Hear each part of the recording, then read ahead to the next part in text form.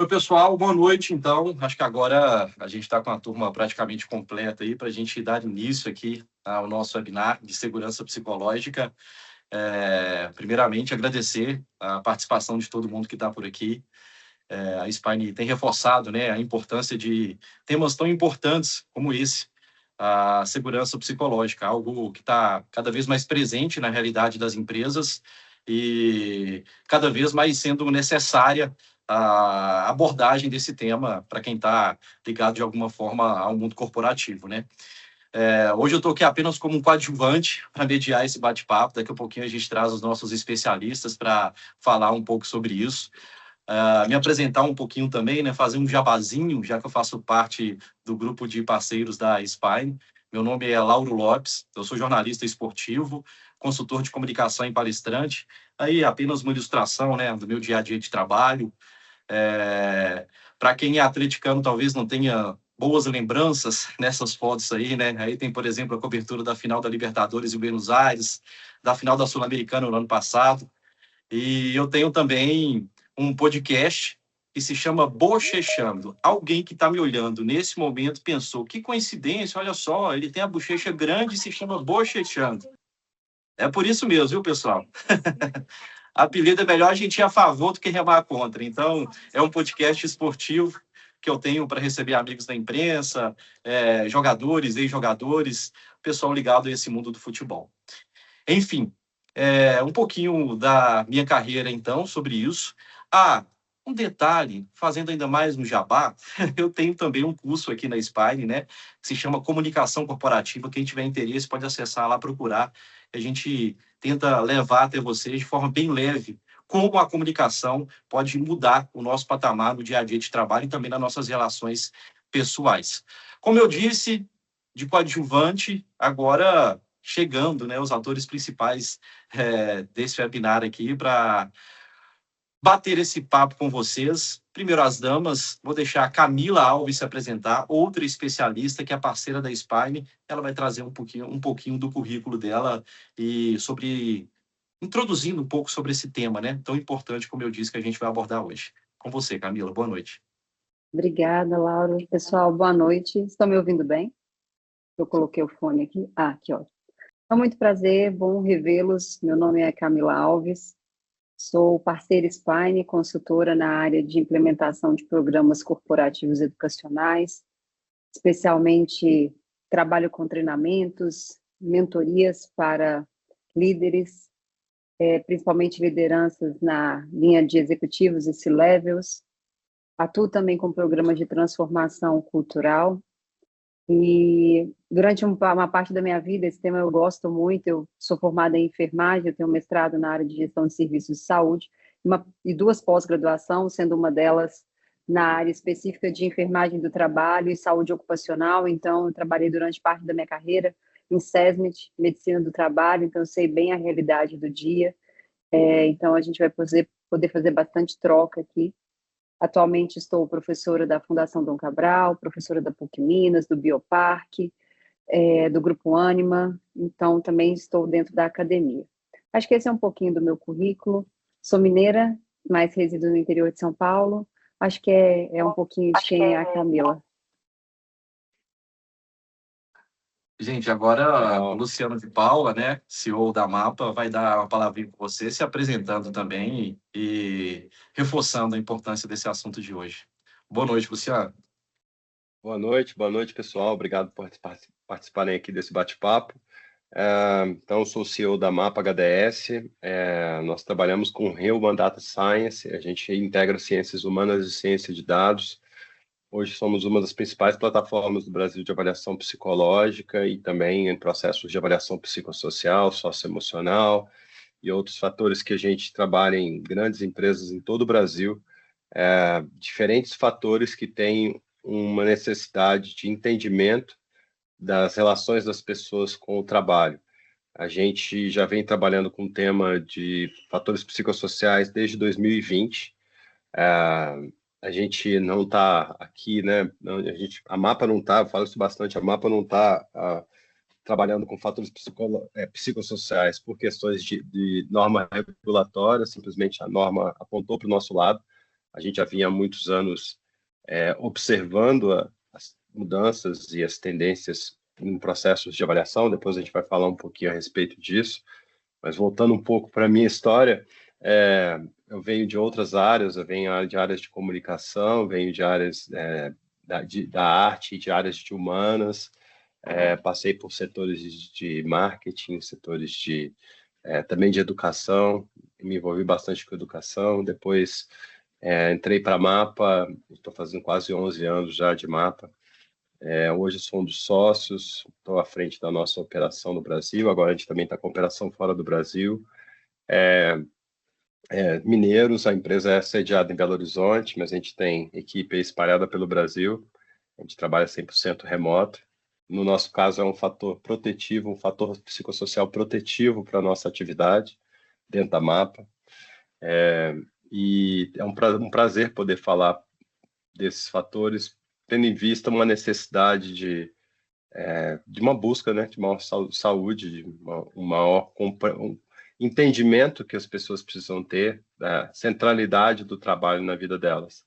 Então, agradeço o convite de estar aqui, poder falar com vocês e estou à disposição. Pessoal, só um relato pessoal aqui, na verdade, né? Em relação a esse tema, eu confesso que quando me aprofundei sobre ele, entendi a necessidade da discussão do mesmo, porque no dia a dia a gente de perto vai entendendo o que acontece, mas nem sempre interpreta de uma forma que possa haver uma ajuda externa de quem trabalha nessa área, né? Então, olhando para o lado, olhando para experiências pessoais, eu fui entendendo o quanto esse tema se torna ainda mais necessário de ser abordado nesse momento. Pode até passar o slide aí, João, por favor, para a gente também falar um pouquinho sobre a Spine, né? Esse grupo a qual eu pertenço, ao lado da Camila, do Luciano, ao lado de outros colaboradores também. A Spine é uma plataforma que trabalha com estratégia, assessment e desenvolvimento. Ela foca principalmente no desenvolvimento das pessoas e em estratégia, e tem desenvolvido um trabalho muito legal em várias empresas. A gente tem uma referência de números, por exemplo, que a Spine tem alcançado, né, nos últimos anos aí, em relação aos projetos desenvolvidos. São mais de 150 projetos de estratégia, mais de 13 mil pessoas impactadas. E quando a gente fala em impacto, não é só pessoas que participam, é de fato pessoas que saem transformadas dessas invenções, dos treinamentos e das consultorias, né, que são realizadas pela Spine. São mais de 4.500 pessoas capacitadas e mais de 30 setores atendidos. Então, a Spine tem feito esse trabalho muito legal nos últimos anos. Me sinto muito, muito feliz de estar participando desse grupo, né? Ao lado de pessoas tão capacitadas, como é a Camila, como é o Luciano e outros especialistas. Antes da gente começar o nosso bate-papo, só chamar para uma novidade que a Spine está oferecendo para vocês, que é um curso, né, de segurança psicológica. Tá aí, então, o QR Code, para quem tiver interesse de acessá-lo, basta apontar a câmera aí para esse QR Code. A gente vai mostrar novamente, né, em alguns momentos aqui durante o nosso bate-papo, para que as pessoas tenham mais oportunidade de entender um pouco mais sobre esse tema. Tem também esse curso que está atrelado aí, né, de inteligência emocional, ministrado pela Camila, e outros detalhes vocês conseguem acessar lá, então, na plataforma da Spine. Voltando um pouco aí para a gente falar sobre esse tema de segurança psicológica, né? Como eu trouxe esse relato pessoal, acho que, no fim das contas, todo mundo tem esse relato pessoal para falar sobre a importância da segurança psicológica, porque, no fim das contas, a gente vê muita coisa na empresa, no mundo corporativo, não interpreta da forma adequada, porque, às vezes, não tem conhecimento sobre o assunto. Então, para a gente iniciar esse bate-papo, eu quero fazer uma provocação aqui para a Camila e também para o Luciano sobre um questionamento. A gente pode colocar aí para que todo mundo veja na tela em relação a essa primeira pergunta, né? Para começar, então, eu deixo esse questionamento para vocês que são especialistas, né? O que é a segurança psicológica e por que esse conceito está diretamente relacionado à saúde mental e às exigências da norma regulamentadora 01, a NR01. Camilo, pode começar? Claro, então vamos lá, né? É sempre importante, pessoal, a gente desmistificar alguns conceitos, a gente trazer mais entendimento científico sobre as coisas. A segurança psicológica ela tem se tornado um conceito amplamente divulgado nos últimos tempos, principalmente a partir dos anos 2000, com as publicações da professora da Universidade de Harvard, Amy Edmondson. E o que significa segurança psicológica?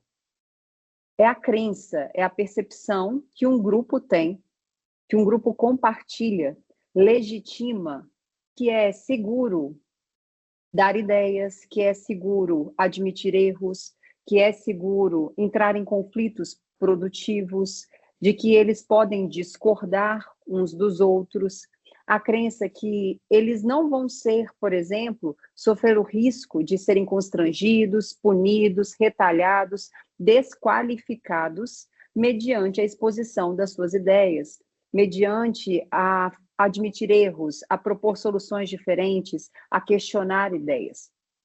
E por que isso é importante? Porque muitas vezes as pessoas acham que segurança psicológica está associada a um ambiente divertido, a um ambiente legal, e isso não é real.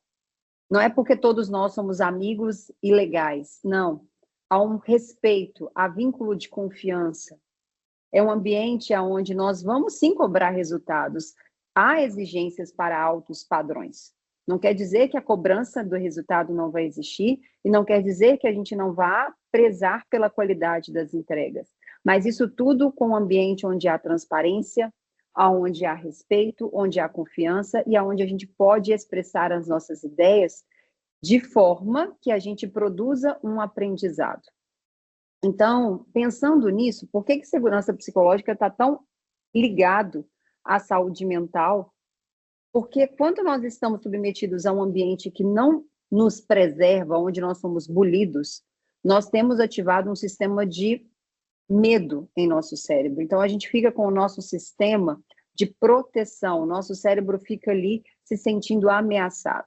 E quando esse cérebro está ameaçado no ambiente de trabalho, que a gente fica ali tentando se defender o tempo todo, nós utilizamos todos os nossos recursos cognitivos, não para a produção do trabalho, mas para a nossa defesa, para que a gente consiga fazer gerenciamento de impressões, para que a gente consiga se pertencer dentro daquele ambiente. E isso é muito sério, porque a gente vê baixa produtividade, a gente vê problemas de conflitos se instaurarem, a gente vê resultados caírem. Então, quando a gente fala de segurança psicológica, a gente está falando de quando esse ambiente está fragilizado psicologicamente, emocionalmente, há um risco significativo de estresse, mesmo de baixa frequência, crônico, de moderado a alto, crônico, frequente. E isso é associado principalmente a transtornos de saúde mental, a adoecimento mental. E aí que entra a NR01. A NR01 ela já existe. E uma coisa que o Luciano traz, eu vou passar a palavra para ele, que é bem, que a gente estava até falando antes, não é sobre regulamentação, é sobre governança. A NR01 só vem mostrar aquilo que a gente já deveria estar fazendo há muito tempo. Porque sim, ambientes insalubres, inseguros, e eu falo insalubridade aqui psicológica e não física especificamente, eles aumentam o risco não só para o colaborador, mas para a sustentabilidade organizacional. Então, não há como se falar de baixa segurança psicológica e aumento do risco para a saúde mental e para os riscos psicossociais, porque onde há uma baixa segurança psicológica, obviamente que nós vamos ter risco psicossocial, seja ele explícito ou velado. Então, as duas coisas caminham juntas. E aí, Luciano, se quiser completar, fica à vontade, por favor. Eu acho interessante a sequência nesse raciocínio e também pensar os porquês da gente ter esse processo de avaliação hoje tão estratégico dentro das organizações. Um ponto importante, e até o porquê da gente começar a trabalhar em 2020 a respeito de fatores psicossociais, a gente estava em período de pandemia, né? Todos aqui lembram.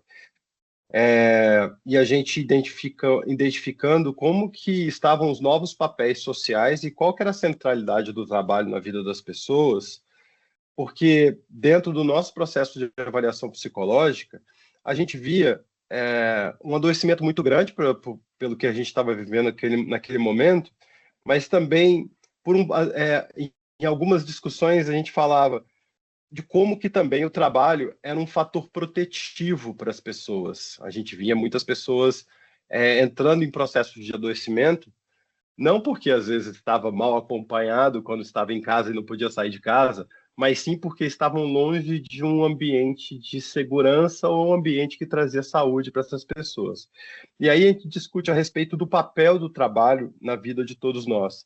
Ele ele deve se dar como uma forma de proteção, já que ele é central na nossa estrutura social, na nossa estrutura relacionada ao trabalho, nas nossas relações familiares, nas conquistas que nós temos. E esse trabalho ele se dá de diversas formas. A gente fala do trabalho executivo, a gente fala do trabalho operacional, das pessoas que fazem os trabalhos mais simples aos mais complexos. Esse ambiente ele traz de diferentes formas segurança para a pessoa no crescimento dela, na saúde que ela pode proporcionar para a família dela, na educação, em várias frentes. E do outro lado, o que a gente vem e observa, e nessas últimas 2 semanas a gente pode falar muito mais a respeito disso, que a gente vive uma grande complexidade, um momento e hoje, eu falei porque as 2 últimas semanas, estourou uma grande guerra no Oriente Médio, a gente saiu de uma pandemia, a gente tem um uso obsessivo pela tecnologia celular, uma conectividade enorme, uma necessidade de exposição em alguns momentos, uma necessidade de se ver o outro, uma competição muito grande, problemas econômicos, problemas relacionados à política. E toda essa estrutura do indivíduo e também de suas relações sociais, naturalmente, deu um problema relacionado ao trabalho. Ou seja, houve um impacto no trabalho, houve um impacto no resultado das pessoas e houve um impacto no adoecimento das pessoas. Aí apareceu algo que foi muito exposto há anos atrás, que foi o burnout como uma doença ocupacional. Ok, a gente ela é uma doença ocupacional, mas também muitos líderes se perguntavam, ou perguntavam para os outros, mas eu sou responsável pelo adoecimento, pelo burnout de um trabalhador meu? Mas o que ele faz fora daqui? O que ele tá, como que ele está trabalhando? Por que eu sou 100% responsável e até responsável financeiramente pela manutenção dessa pessoa? Depois a gente teve o desenvolvimento da empresa promotora da saúde mental, e aí, de repente, houve esse movimento. De repente, não, né? De repente, teve esse movimento voltado para o psicossocial e ele trouxe um fator muito importante, que é o processo de avaliação em que olhamos o indivíduo, suas relações sociais e o papel na organização, na mitigação ou na promoção dos fatores de risco. Então, fatores protetivos e dos fatores de risco. Então, a gente começou a olhar o todo, não só olhar o indivíduo, mas olhar a empresa também como fonte causadora do adoecimento. Então, quando a gente traz, aí voltando para o ponto inicial dessa segurança psicológica, é muito do que a Camila trouxe. O que a empresa está promovendo para esse ambiente que ele não é realmente esse ambiente da empresa da piscina de bolinha, mas ele é a empresa em que efetivamente as pessoas, ela está trazendo um ambiente de trabalho em que as pessoas buscavam encontrar. A gente tem ali uma repetição, uma demanda cognitiva muito grande, a gente tem clareza em relação ao papel laboral das pessoas, a gente tem clareza em relação a esse ritmo de trabalho que a pessoa pode executar.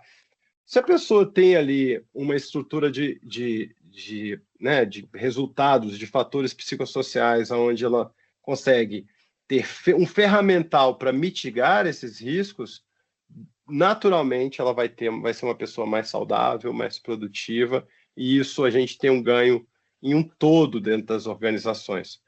O que a gente tem visto na Mapa, e não sei se é muito pelo perfil das empresas que a gente atende, que há uma preocupação genuína em não só atender a NR, mas uma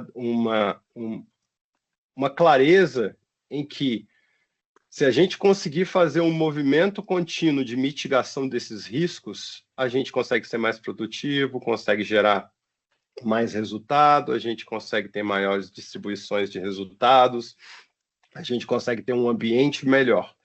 O trabalho, ele é para gerar riquezas para as pessoas que estão dentro desse trabalho, dentro dessa organização. Mas será que a empresa está promovendo isso de uma forma correta? Aí a gente pode ter esse ambiente de segurança ou um ambiente completamente inseguro. Acho que é daí que vem essa relação. É a gente também olhar para os lados e é a empresa olhar para os lados e olhar para o indivíduo. Será que a gente pesa tudo no trabalhador? Será que ele é o fator que vai trazer, que a gente sempre precisa pesar para avaliar ele? Não, a gente precisa avaliar a organização também. Então, é aí que a gente tem essa relação para a gente propor um ambiente mais saudável, um ambiente mais seguro. É tão interessante ouvi-los porque, durante, principalmente, as minhas consultorias em comunicação, eu sempre tento mostrar o quanto a comunicação assertiva, não violenta, otimiza resultados. Mas Sim. É um olhar novo, porque, às vezes, eu poderia apontar que uma pessoa não está se comunicando bem e está distante de um grupo pela insalubridade psicológica do ambiente, e não pela incapacidade de comunicação. Então, é um olhar que eu confesso que, como um especialista em comunicação, eu não me atentava tanto. Eu acho que é bem importante ficar ligado também a tudo isso, porque a gente acaba encontrando detalhes pessoais sobre a pessoa, e não apenas técnicos, né?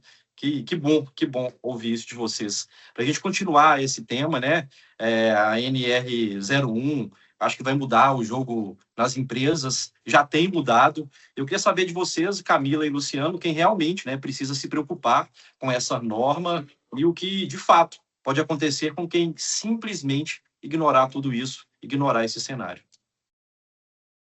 Quer começar, Luciano? Posso, agora a gente inverte. Eu acho Claro. que tem um ponto importante da gente olhar, quem deve se preocupar? Todos, o trabalhador e também as organizações, né? Então, é a chance do trabalhador passar por um processo onde ele tem um ambiente que ele vai ter de escuta. A gente vem trabalhando em empresas muito o processo de sensibilização do trabalhador em relação aos objetivos no processo de avaliação psicossocial.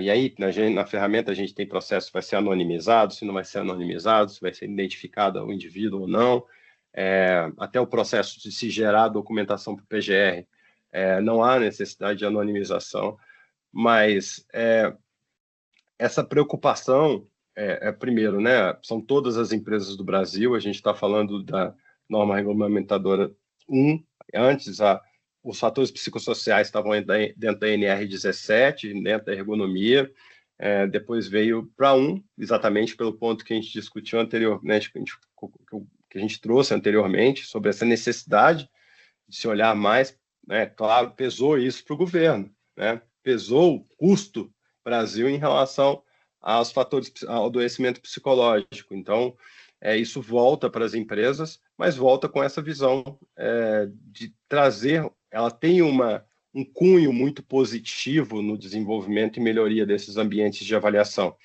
E todos as fiscais ou pessoas ligadas ao Ministério do Trabalho e do Emprego que eu tive contato, eles trouxeram muito que o objetivo ele não é punitivo apenas. Ele é punitivo para quem não estiver desempenhando o seu trabalho.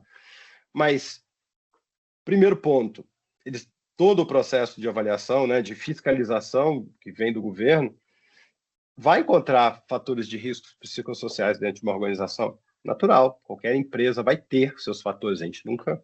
Acho que tem alguma coisa errada se a gente não tiver fator de risco psicossocial dentro de uma empresa. Mas o que vai ser observado é o que a organização está fazendo para mitigar esses riscos. Quais são os planos de ação de mitigação? E, num processo de reavaliação, o quanto que esses riscos foram mitigados? O quanto que a empresa desempenhou seu papel na diminuição desses indicadores? E simplesmente, se a empresa for ignorar isso, primeiro, ela vai ser punida em processo de fiscalização com multas E isso já vem ocorrendo mesmo, né? Afinal, a ANR, esse aspecto já está valendo, né? Como vai agora fazer o aniversário de 1 ano, só não estava sendo punido via multa.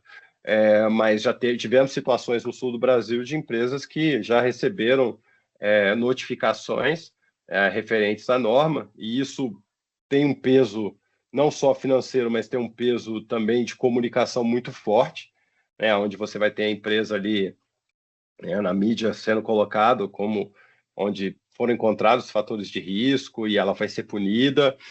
Então, a gente tem um panorama de falar de todas as empresas, todos os trabalhadores, e vai muito uma empresa onde vai ter uma imagem muito manchada, problemas em processos no seu entrada de novos trabalhadores e também podendo ocorrer multas. Então, essa é a visão e de um ponto que se trabalha muito bem no Brasil, né?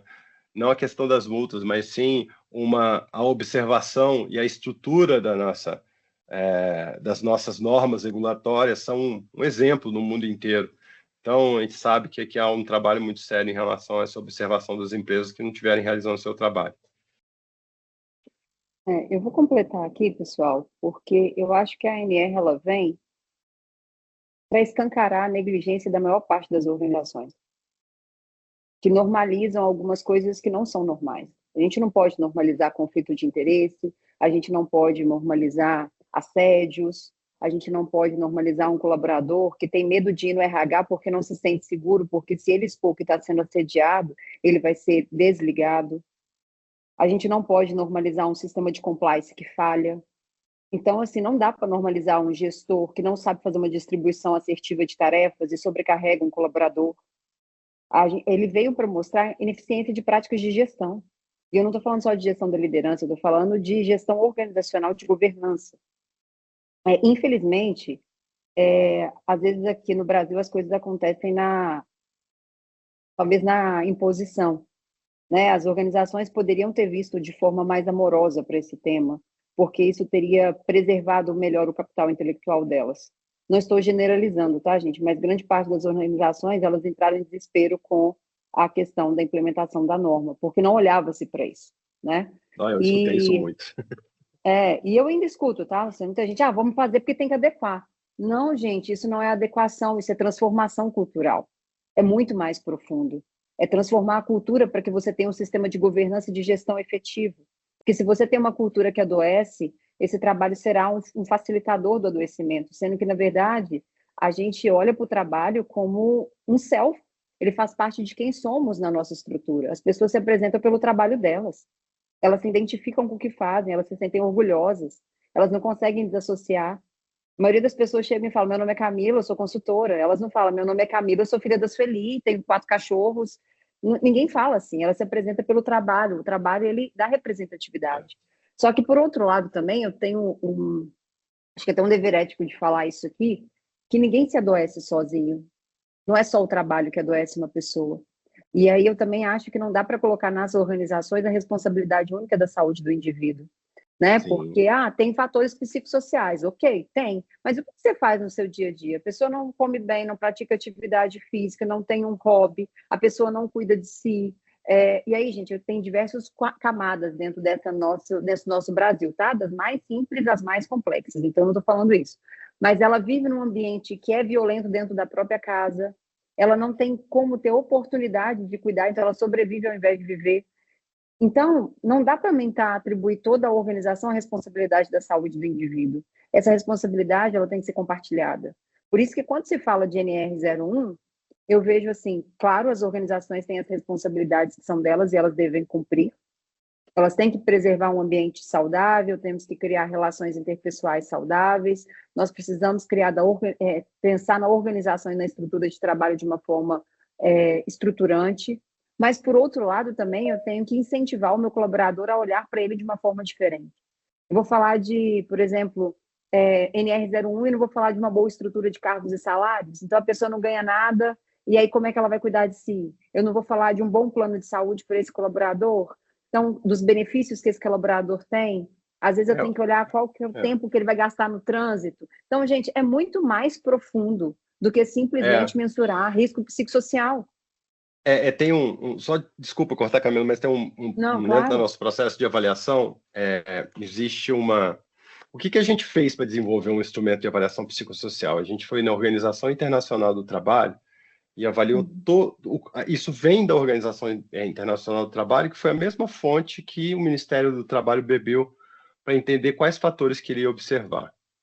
E ali a gente tem uma parte do instrumento que fala sobre recursos organizacionais, onde a gente avalia recompensas, se a gente tem um ambiente de justiça e respeito, possibilidade de desenvolvimento, transparência no papel laboral, autonomia no trabalho e reconhecimento. Então, esses são exemplos de fatores psicossociais que são avaliados, que devem ser avaliados dentro das organizações. Então, é exatamente o que você está falando. Se a gente tem um ambiente que reconhece as pessoas, se a gente tem um ambiente de justiça e respeito, se a gente tem um ambiente sem assédio, a gente está promovendo um ambiente sem riscos psicossociais e um ambiente melhor. Desculpa, eu queria complementar só com exemplos de Não, fatores psicossociais que precisam ser avaliados. sim, e é isso. E eu estou só reforçando isso, gente, porque eu atendo hoje executivos que falam assim para mim, eu gasto 3 horas, executivos, da minha jornada, do meu dia, 3 horas para ir, 3 horas para voltar dentro de São Paulo. Aí você vai Sim, falar para mim que essa pessoa tem qualidade de vida? Porque 3 horas são 6 horas do dia dela. sim. Isso é muito E aí sério.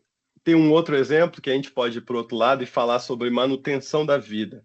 A gente também tem uma pessoa que trabalha em call center, que deixa o filho de 5 cuidando do de 3 em um aglomerado e pega 4 horas de trânsito em É São Paulo. isso.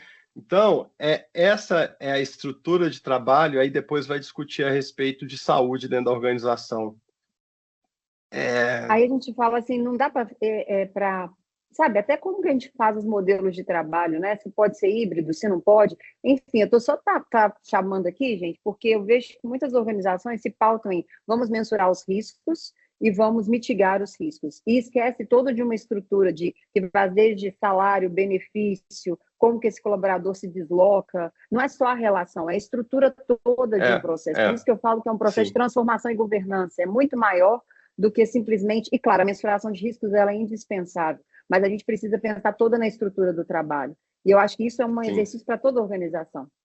E A aí pessoa que fica 4 horas no trânsito, né, ela vai chegar já cansada para o trabalho. claro, Ela já vai claro. chegar morta. Como que ela vai ser produtiva?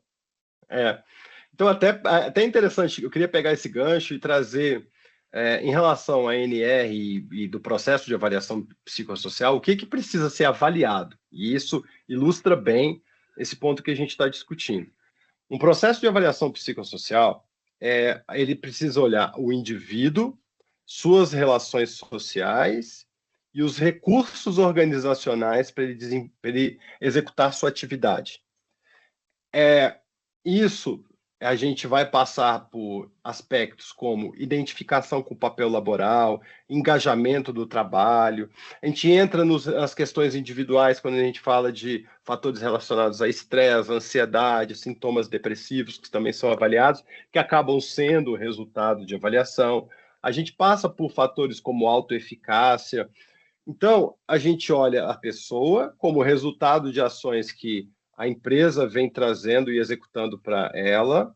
A gente passa pelos fatores de relações sociais, então a gente vai falar de conflito, família, trabalho, trabalho, família. Por quê? Por exemplo, se eu estou em um ambiente de trabalho, ou se o meu trabalho promove um distanciamento dos meus filhos, se promove um distanciamento do meu marido, da minha esposa, se a minha família olha a minha atividade de uma forma negativa, isso é um fator de risco psicossocial, porque eu não estou indo inteiro para trabalhar. Eu estou tendo, isso está gerando. Se eu não tenho suporte, se eu trabalho em uma organização em que as pessoas de fora não enxergam de maneira positiva. A gente pode, não vou citar exemplos, mas, por exemplo, tabaco. Eu trabalho numa empresa de tabaco. Trabalho em empresas de jogo eletrônico. Isso é um fator de risco psicossocial para o indivíduo. A gente tem aí ambiente de assédio, como comentei, aspectos ligados a reconhecimento, conflitos, demandas cognitivas, demandas quantitativas. Vejam como que eu passo do indivíduo, das suas relações, e passo do que a empresa traz para essas pessoas. Depois, eu passando um pouco do beabá desse processo de avaliação psicossocial, eu olho para o indivíduo, eu tenho esse resultado dessa pessoa, mas eu preciso colocar esse resultado em um grupo homogêneo. Ou seja, eu já pego um resultado de 30 pessoas que trabalham de uma área e eu paro de enxergar o indivíduo e tenho esse resultado dentro de uma GHE, que é um grupo, desse grupo homogêneo. Aí eu vou olhar aqui, dentro desses fatores que eu ilustrei aqui, como que está o resultado desse grupo, quais são os fatores de risco, quais ações eu estou fazendo para mitigar, quais ações eu estou fazendo para manter os fatores protetivos. Depois eu relaciono esses dados com a minha saúde ocupacional, onde eu posso ter uma matriz de risco por severidade e probabilidade desse risco encontrado. E a partir daí eu tenho toda a documentação. Sim. Ô, Luciano, se me permite, até para a gente avançar, né, trazendo já a segunda pergunta, que tem a ver com isso, aí você pode continuar discorrendo sobre esse assunto, né? Então, quando a gente está falando desses riscos psicossociais no trabalho, o que é na prática? E quais são as situações dentro das empresas que a gente pode considerar, de fato, um risco? Aí você pode continuar falando sobre isso, respondendo também essas perguntas. Eu pulei um pouco e fui direto para já falar a respeito desses riscos, mas são esses exemplos. No indivíduo, aspectos ligados à demanda, volume de trabalho muito grande. Eu chego para trabalhar, eu não sei o que eu vou fazer naquele dia, cada dia eu faço uma coisa. Até a Camila já comentou a respeito disso. Essas questões familiares, aspectos relacionados, aí a gente entra nos aspectos do indivíduo, a gente fala da saúde dele. Esses estruturam a base, né, dos riscos psicossociais, e quando identificados, a empresa precisa desenvolver seus planos de ação. Num processo de fiscalização, a principal coisa que vai ser vista é o que você está fazendo com isso. Eu tenho risco, eu trabalho com... até uma situação que a gente viu outro dia. Eu trabalho com açougue e eu tenho ali uma situação onde animais estão sendo mortos. Ali a gente tem um processo, inclusive, chegando a situações de adoecimento, até de autoextermínio, por conta daquilo que a pessoa vivencia. Ok, é uma situação real, ela tem que acontecer e essa empresa tem essa atividade. Mas o que eu estou fazendo para preservar essas pessoas em um ambiente onde elas podem executar esse trabalho? Então, isso que um processo de fiscalização vai observar. E vai observar no ano que vem. Você mitigou esses riscos? Aí eu organizo essas informações e eu vejo qual que é a probabilidade dessa situação acontecer versus a severidade, e eu coloco isso dentro de uma matriz de risco, documentado com tudo que eu estou fazendo para mitigar. E então eu tenho a documentação necessária. Se vier uma fiscalização, eu estou aqui comprovado. Mas aí eu vou para o ponto mais importante que a gente estava discutindo, que eu e a Camila estávamos falando. O que eu vou realmente fazer com esse dado? Que isso que é o mais interessante do processo de avaliação psicossocial. Como que eu vou mitigar isso daqui? Como que eu vou analisar esse resultado? E como você vai começar a ter uma visão mais real da empresa, e até empresas que são muito grandes, as várias empresas que existem dentro daquele grupo, porque até os aspectos culturais, locais, têm um impacto nesse resultado. Então, essa demanda e observar os fatores psicossociais é para efetivamente começar um trabalho de nivelamento do real da atividade, o que a pessoa executa, é necessário executar, e o risco está inerente à atividade dela. A gente não vai zerar todos os riscos. Uma pessoa que trabalha em águas profundas vai continuar tendo riscos psicossociais. Vai continuar, mas o que eu estou trazendo para esse indivíduo para ele não entrar em um processo de adoecimento? Então, a gente passa por aí.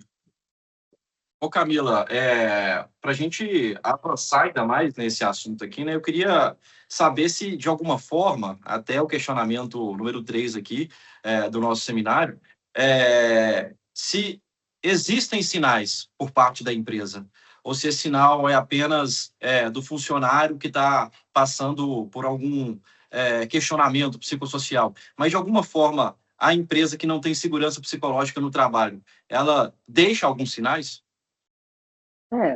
É importante aqui, gente, eu até, quando eu me mandaram as perguntas, né? Eu fui estruturando, eu falei assim, eu vou anotar alguns pontos aqui, que eu preciso de uma linha de raciocínio, que eu acho que é importante. É importante deixar claro o que a ANR aqui, reforçando o que o Luciano está falando, traz. Então, por exemplo, ambientes com sobrecarga de trabalho ou exigências incompatíveis com recurso disponível. Então, eu tenho 2 pontos. Falta recurso ou essa pessoa também não tem recurso, desde o cognitivo ao técnico, né? Então, o que eu quero dizer? A pessoa está exercendo uma função que ela não está própria naquela função, ela não está hábil para aquela função. Uma promoção indevida. Isso pode gerar uma sobrecarga? É qualquer fator que gere estresse, sobrecarga, esgotamento, adoecimento psíquico. Então, vamos lá. Fazer uma reflexão básica. Como é o processo de promoção dentro daquela organização? Né? Como que a gente promove pessoas? A gente está alinhado bem ali numa matriz de competências adequada? A gente desenvolve pessoas? Quanto que a gente desenvolve e capacita pessoas para as funções? Laura trouxe uma coisa muito interessante. No meu curso eu falo de comunicação não violenta. E eu adoro essa temática, Laura, mas aí eu quero voltar 2 passos atrás. Se eu não tenho uma pessoa, vamos supor que a pessoa deixa o filho mais velho de 10 anos cuidando de 5 lá na periferia. Ela está lutando para sobreviver e pagar boleto. E vai trabalhar, pega um ônibus, fica 4 horas no trânsito. Esses dias eu estava em São Paulo e eu estava comentando isso. Eu falei, gente, a pessoa vai trabalhar aqui até 10 horas da noite. Ela não mora na Zona Sul. Ela mora lá do outro lado, na Zona Noroeste, Oeste. Ela vai gastar mais umas 4 horas para chegar lá. Então, ela vai chegar em casa quase 1 hora da manhã. Só que ela tem que acordar, no máximo, 4, 5 horas da manhã de novo para voltar, porque ela tem que pegar serviço 8 horas da manhã, 10 horas da manhã. Então, como é que é essa jornada? Aí, vamos falar que essa pessoa tem que fazer comunicação não violenta, mas o nível de estresse dela está altíssimo. Aí você vai falar com ela para ser empática, como se quando a gente está estressado, o nosso nível de empatia cai. Aí não tem que se falar de ambiente seguro psicologicamente se a gente não falar de gestão de estresse. Por isso que o curso de inteligência emocional está associado a isso, porque tem um pilar antes, é como que as pessoas lidam com os seus recursos internos emocionais. Como que ela lida com isso? Isso é uma coisa que a gente tem que ensinar as pessoas. Então, isso é importante, gente, porque a gente só vê, muitas vezes, a ponta do iceberg, mas há uma profundidade de problemas ali que fazem as pessoas se comportar daquela forma. E, às vezes, não é só a liderança, é muito mais estrutural das relações, não só das relações de trabalho, mas da organização do trabalho por um todo. Cada vez mais as empresas querem ser competitivas, e segurança psicológica não fala de não ser competitivo. Mas qual é o nível de pressão que a gente consegue colocar e como que a gente mensura essas metas? Quais KPIs nós estamos colocando? As metas são alcançáveis ou não? E quando não são atingidas, como que a gente lida com isso? Que metas nós vamos ter? Mensuração de KPI nós teremos. Mas aí, a gente tem recurso suficiente para isso? A gente tem competência suficiente para isso? Então, é um outro ponto. Como que é a jornada de trabalho? Eu tenho um caso de uma empresa que eu presto consultoria, que a gente tem um posto, um cargo, um específico, que é muito mais demandado pelo cliente do que por nós. Então, às vezes, essa pessoa não consegue fazer pausa do jeito que nós gostaríamos, porque é no segmento de mineração, então é mais complexo, entendeu, gente? É uma atividade que depende da demanda do cliente. E essa demanda do cliente nem sempre é planejada. Então, essa pessoa não consegue fazer, muitas vezes, a interrupção da jornada de trabalho. Mas a gente tem psicólogos que conversam com ele, então a gente está montando toda uma estrutura por trás para minimizar o impacto dessa ausência de pausa.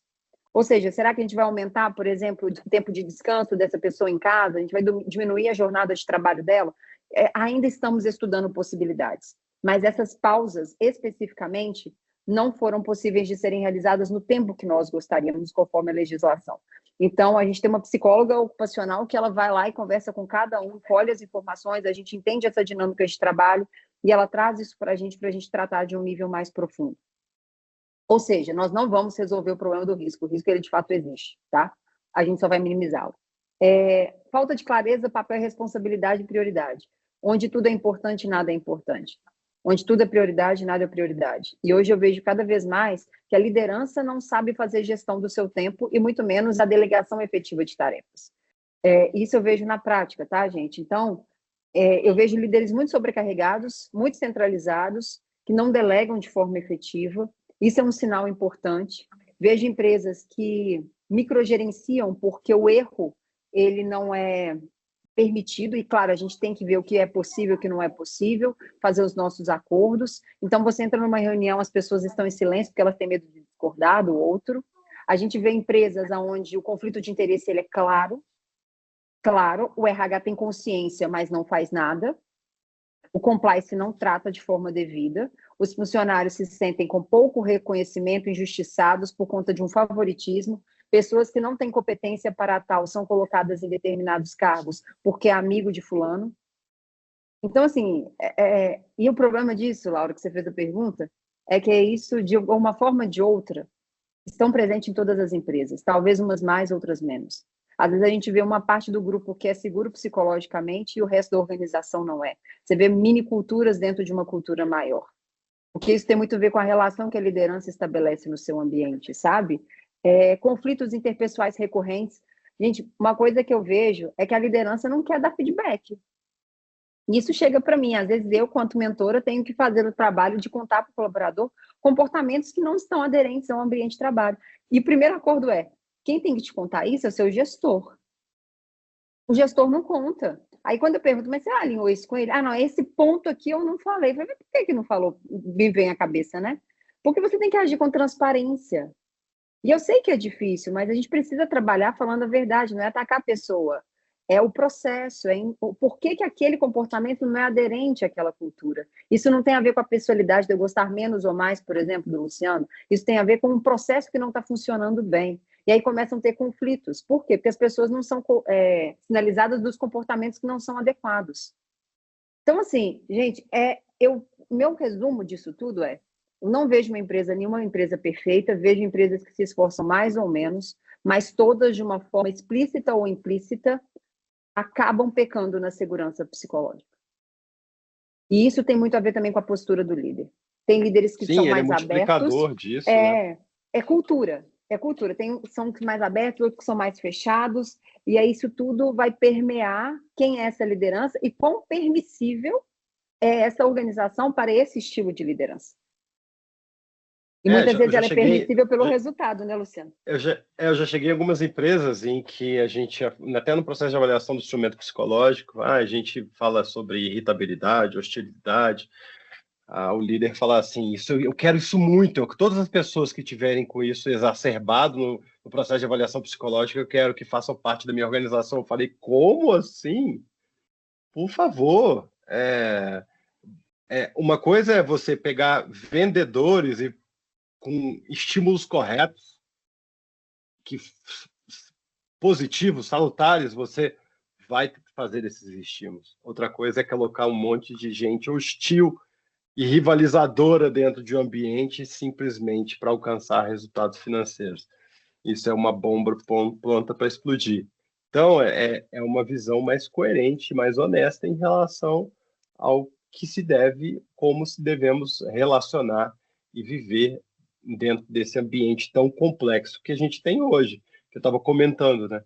A gente já vive num ambiente muito complexo, que é de todas essas loucuras que se tem nesses últimos anos, nos últimos 100 anos do ser humano na Terra. É muito complexo e é muito interessante que a gente passa por vários fatores, são as notícias que a gente vê demais, são as relações que acontecem demais, são o sentimento muito exacerbado, como eu já comentei, essa necessidade de exposição, de se ver a vida do outro. Isso tudo vai tornando muito complexa as relações humanas. Se a empresa não tiver ali propondo um novo ambiente, e inclusive buscando o entendimento do ambiente, do papel dela com aquela pequena comunidade que ela é responsável, que a gente é responsável também por essas comunidades, ela começa também a ser vista como uma empresa que está dando passos para trás. Se um ambiente de alta complexidade, ela começa a perder pessoas também, começa a perder as suas pessoas brilhantes. Então, eu acho que é interessante a gente olhar o quanto que se pode ganhar nesse processo, que até para identificar, e é outro ponto que a gente estava falando, por exemplo, até se trazer fatores psicossociais na entrada dessas pessoas para entender, será que essa pessoa encaixa com os fatores reais que eu tenho dentro da minha organização? Será que eu estou trazendo pessoas que não se veem dentro de um ambiente competitivo, mas naturalmente a minha empresa ela está em um ambiente competitivo? É meio que a gente tem... eu acredito isso muito, eu acho que...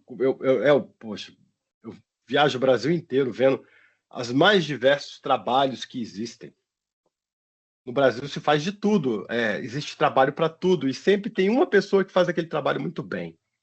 E ela está ali bem, plena, tranquila, fazendo aquilo ali de uma forma real, que não está trazendo um adoecimento para ela. Com esse processo todo de avaliação, a gente começa a ligar um pouco esse quebra-cabeça.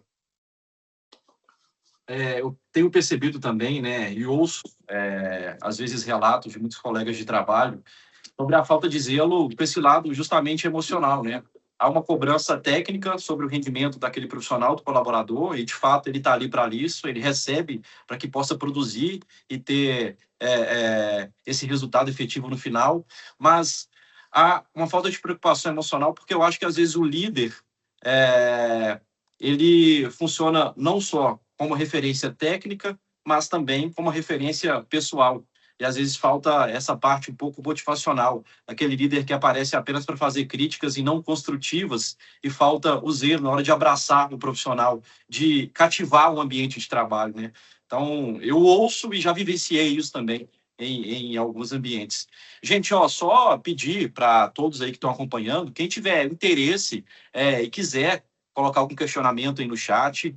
O João está acompanhando, ele vai passar esse questionamento para a gente no final. Então, qualquer dúvida, qualquer pergunta para a Camila ou para o Luciano, estamos abertos aqui para estreitar esse bate-papo com a opinião de vocês também. Como eu disse lá no início do curso, né, a gente, do seminário, do webinar, a gente da Spine está lançando, né, esse curso de segurança psicológica. A Camila está presente, né, nesse conteúdo, então é interessante que vocês que têm interesse de ampliar o conhecimento sobre o assunto, né, estreitar a relação com esse tema tão importante, tá aí a opção para vocês, tem um QR Code, basta acessar com a câmera do seu celular para ver quais são as condições lá, e garanto que vale a pena participar, porque é um conteúdo muito bacana e muito necessário para gente que está envolvido de alguma forma nesse mundo corporativo. Eu vou até pedir para que a gente possa acelerar um pouquinho, né, em relação a esse bate-papo nosso. Eu vou fazer essa pergunta número 4, aí eu deixo a Camila responder, eu faço o próximo questionamento e fica para o Luciano trazer a resposta para a gente. Então, nesse momento, Camila, qual é o papel real das lideranças quando a gente fala de segurança psicológica e qual é a responsabilidade do RH e da liderança no dia a dia? Vamos lá. A liderança é ela quem constrói ou fragiliza todo um sistema cultural de uma organização. O comportamento não é os valores que a gente coloca na parede, é o que a gente faz no dia a dia que transforma isso num lugar seguro ou não, psicologicamente, para se trabalhar. Então, quando a gente vai ver na literatura, estou falando na literatura, tá, gente, ainda, é responsabilidade do líder a criação de um ambiente seguro psicologicamente. Quando você vai para a prática, eu continuo validando o que está na literatura. Por quê? Porque é o líder que é referência de comportamento. Eu estou falando do líder desde a do CEO até tudo que vai desmembrando para baixo. Então, se eu tenho um CEO que é centralizador, que não aceita erro, que tem medos, é obviamente que quem está abaixo, se não tiver uma boa robustez, uma boa maturidade, vai transformar isso tudo dentro da organização. Então, quem dá o tom de segurança psicológica é a liderança.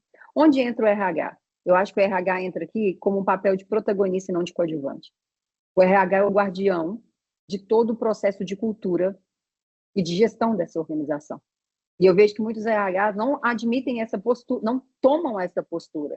Eles ficam ali no backstage, mas o RH, ele de fato é quem guarda, quem protege e quem incentiva e motiva e direciona práticas organizacionais.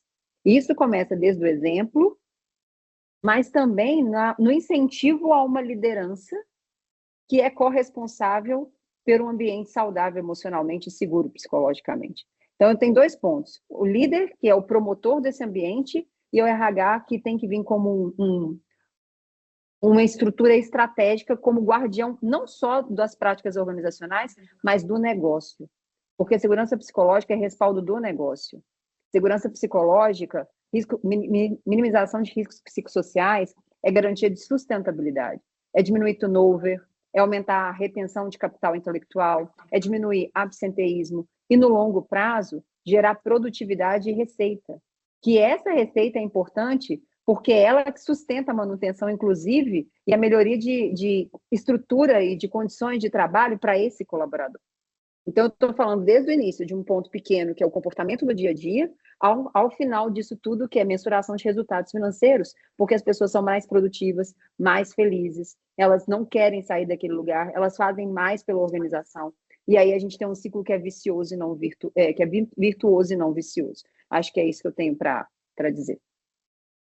Ô, Luciano, e para a empresa que está, nesse momento, né, olhando e está preocupada com a segurança psicológica, qual seria o primeiro passo, né, a primeira dica aí nesse trajeto para começar a estruturar esse tipo de agenda?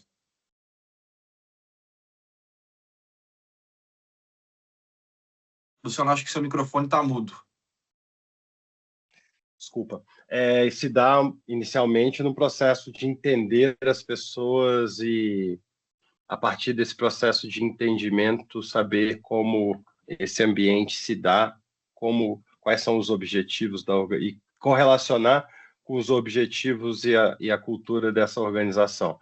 A Camila trouxe várias vezes esse aspecto de cultura para falar sobre segurança psicológica, e eu acho isso muito interessante, liga um pouco do que eu comentei anteriormente, que a gente tem aí diversas situações, diversas frentes de trabalho, diversas organizações, e sempre a gente vai encontrando esses matches aí entre as pessoas e essas atividades. Então, se a gente está olhando aí para um ambiente de segurança psicológica, primeiro a gente precisa entender a organização, passar por processos de identificação de fatores relacionados à sua cultura, relacionados ao seu objetivo estratégico, e entender os indivíduos. E aí, com processos de avaliação, através de ferramentas cientificamente validadas, isso é um ponto extremamente importante. E com essas correlações, a gente, a partir disso, ir desenvolvendo quais são os fatores, né, que a gente quer alcançar, aonde são os limites da organização, onde são os limites das pessoas, para, a partir disso, a gente entrar em um processo de mitigação, desenvolvimento, acompanhamento, a disponibilização de recursos para o indivíduo poder ter fala, poder ter uma comunicação clara, a gente não ter um ambiente fechado, e sim buscar esse ambiente seguro. A gente já está recebendo pergunta aqui, o pessoal que está participando, mas antes da gente entrar nas perguntas aqui, nos questionamentos, eu queria abrir espaço para que o Luciano e a Camila pudessem falar, né, que tipo de serviço vocês prestam para que possa mitigar, né, todo esse problema que a gente tem visto em relação à segurança psicológica e como vocês têm ajudado esse mundo corporativo a trabalhar com mais, digamos, tranquilidade no ambiente de trabalho. Camila, fica à vontade. Vamos lá. O meu trabalho completo do Luciano, a MAPA ele vai explicar melhor, tem um diagnóstico maravilhoso. Eu não trabalho com a parte de diagnóstico, na verdade, eu trabalho com as soluções a partir do diagnóstico, então a interpretação dessa solução, a interpretação desse diagnóstico e propor soluções. Mais especificamente, gente, eu venho de uma linha de transformação cultural, então eu trabalho muito na cultura organizacional, então como que nós vamos ter que mudar essa cultura para promover um ambiente psicologicamente seguro? Então esse é um trabalho de longo prazo. Em paralelo a isso, temos os workshops, os treinamentos, as palestras. Todavia, eu reforço, isso é conscientização, mas não ação 100% da prática, a gente tem que fazer coisas muito mais estruturantes. E, por fim, mentoria para os executivos, ou seja, a gente precisa apoiar essa liderança, primeiro, até um espaço de fala, porque esse também líder é um ser humano, e como ser humano ele precisa ser escutado, e muitas vezes ele não é escutado, e ele é muito cobrado, então ele fica sempre exposto a uma baixa segurança psicológica, e eu preciso ajudar esse líder a como gerir isso tudo e a desenvolver competências necessárias para promover esse ambiente de trabalho saudável. Então, meu trabalho ele pauta na transformação cultural e na ajuda desses líderes, principalmente, a mudarem comportamento. É isso. No nosso lado aqui da MAPA, como a Camila muito bem trouxe, a gente é a fonte, a gente é o início, a gente starta vários processos dentro das empresas, desde o processo de recrutamento e seleção até os processos de avaliação periódica. Hoje a gente é uma das principais ferramentas de avaliação psicológica do Brasil, com uma ferramenta validada pelo Conselho Federal de Psicologia. A MAPA é uma empresa extremamente técnica, científica no processo de avaliação, e atendemos diversos setores, empresas de grande e médio porte, setor de automobilístico, montadoras, área de energia, área de saúde. Então, a gente está falando de grandes hospitais, siderúrgicas, aqui, vou até postar em Belo Horizonte, muito forte na área de mineração.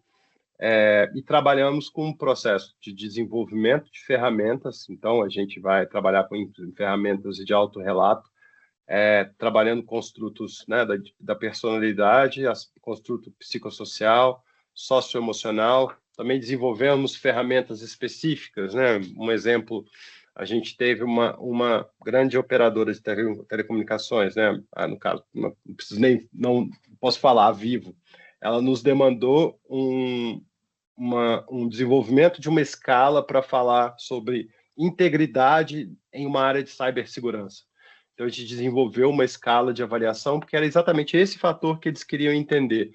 Como que o indivíduo que trabalha com dados sensíveis, ele vai se posicionar, qual vai ser o comportamento dessa pessoa dentro da organização. Então, a gente vai falar sobre essa vulnerabilidade social, a gente vai falar sobre aspectos relacionados à saúde dessa pessoa e como que ela se comporta frente aos outros ou frente a esses dados. E aí, a gente trabalha com a Azul, é um cliente nosso, então a gente faz processos de avaliação de pilotos, falando sobre adoecimento e saúde emocional. Então, hoje, um piloto, para ele estar lá executando essa atividade, ele passa pelo nosso processo de avaliação.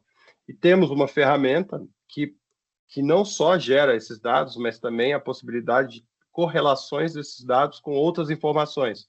Então, vem muito de ser uma empresa de Human Data Science, integrar esses fatores, né, ciências humanas e ciência de dados, e aí entra todo o ferramental de inteligência artificial para organizar esses dados em algumas funções, e até entrando com processos de integração de uma ferramenta psicológica com ferramenta psicossocial para a gente poder entender tendências.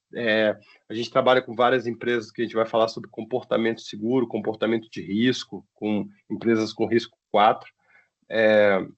Então, esse é o nosso trabalho, gerar dados para profissionais como a Camila poderem desenrolar com esses dados para se alcançar os objetivos estratégicos e operacionais. Bom, nós já recebemos algumas perguntas aqui, eu aproveito já para pedir perdão, talvez não tenhamos tempo de trazer todas, infelizmente, né, para essa discussão, mas já agradecendo a participação de todos, né, interessados nesse tema. Tem uma pergunta aqui da Patrícia, a Patrícia Herrera. Ela questiona, né, e pede para que vocês falem sobre as penalidades, sobre o não cumprimento da lei. Multa. Tá, Camila, você está sem áudio. É importante a gente entender que as multas vão ser praticadas conforme a gravidade do ato, o número de trabalhadores expostos, o setor, tudo isso vai vir de acordo com aquilo que está estabelecido, né? Então, o Ministério do Trabalho, ele tem ali uma tabela e ele vai ali cruzando esse nível de gravidade. Qual é o problema maior disso, tá, gente? Aí a gente vê aqui, por exemplo, eu até abri a legislação aqui, parte da empresa, reincidência, gravidade da infração, número de trabalhadores expostos, e o que chega a ser mais grave? Quando se instaura pelo Ministério Público do Trabalho inquérito civil, firmamento de ajuste como TAC, ação civil pública, indenização por danos morais coletivos, ou seja, uma coisa pequena, se for muito reincidente e grave, pode se instaurar até num termo de ajustamento de conduta. Então, isso é muito relativo, sabe, gente? Então, é multa e alguns termos de ajustamento, aí vai depender do nível de infração e reincidência e colaboradores expostos. Eu acho que, em resumo, é isso. Só fazer uma correção aqui, né? Eu vi a Patrícia já escrevendo aí no chat. Essa pergunta não foi minha, foi outra, na verdade, a pergunta da Patrícia. Estou trazendo agora a pergunta da Patrícia. Você pode responder, Luciano, já que a Camila falou sobre esse último tema, né? Na sua visão, qual a melhor estratégia para nós, consultores, educarmos nossos clientes? Olha, as estratégias, claro, podem ser várias, mas eu acho que um processo de educação, Patrícia, desculpe, mas você fala sobre um processo de educação em relação ao fator, seria como uma sensibilização em relação às demandas e às necessidades.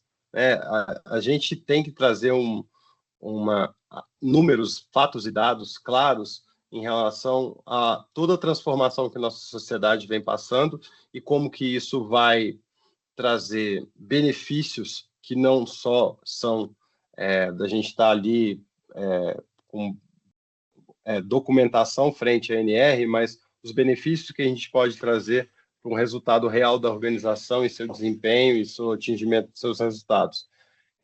A gente vem trazer, e isso é muito claro, isso é muito sabido, que pessoas mais saudáveis vão produzir mais. Qual que é o que a gente consegue, a partir desses resultados, trazer retorno para a organização, e essas pessoas desempenhando mais saudáveis, desempenhando melhor suas atividades e com maior integração a essa atividade, assim a gente consegue traduzir e colocar de uma forma mais clara os objetivos e o que ele pode ter de resultado aderindo à norma. Tem mais perguntas, né, pintando aí na tela, mas acho que a gente tem tempo só de mais um questionamento aqui, infelizmente, por conta do horário. Então, eu peço que a Camila e também o Luciano respondam essa, né, dentro da possibilidade aí do nosso tempo, como vocês enxergam a conexão entre a NR01 e essa discussão tão atual sobre a escala 6x1. Eu vi essa pergunta, eu achei ela extremamente interessante. Sim, obrigado. Eu acho ela extremamente interessante porque as escalas são várias. A pessoa trabalha embarcada, a pessoa ela trabalha, ela tem que fazer turnos de 12 horas, ela tem que fazer, são diferentes formas que a gente pode chegar, e como eu estava comentando, sempre a gente vai encontrar pessoas que vão se dedicar muito bem a uma certa atividade. Na hora que a gente vai falar numa discussão a respeito da 6x1, a gente começa a discutir qual que é a centralidade do trabalho na vida da pessoa. A gente trabalha 6 dias, trabalha 5 dias, folga 2. Será que a gente também não pode trazer outras formas de se trabalhar, onde, no mundo que a gente vive hoje, essas escalas ou a atividade ela não está tão relacionada por estar sentado em um lugar ou estar dentro de um lugar, ela pode estar em outros locais? Na hora que a gente traz na visão da ANR, no processo de avaliação, essa visão que uma atividade que a pessoa vai estar tanto tempo dedicada a ela, isso pode estar trazendo um processo de adoecimento, claramente a gente tem algo danoso àquele indivíduo, àquela organização, porque ela não vai desempenhar tão bem. Então, o processo de avaliação psicossocial vai trazer, por exemplo, um indicativo de um grupo muito adoecido em uma escala 6x1, em que nessa escala vai ver o adoecimento do grupo. Então, a gente consegue, a partir desses dados, trazer essa realidade do trabalho, que é muito danoso, onde essa centralidade do trabalho, na verdade, está sendo adoecimento do trabalho.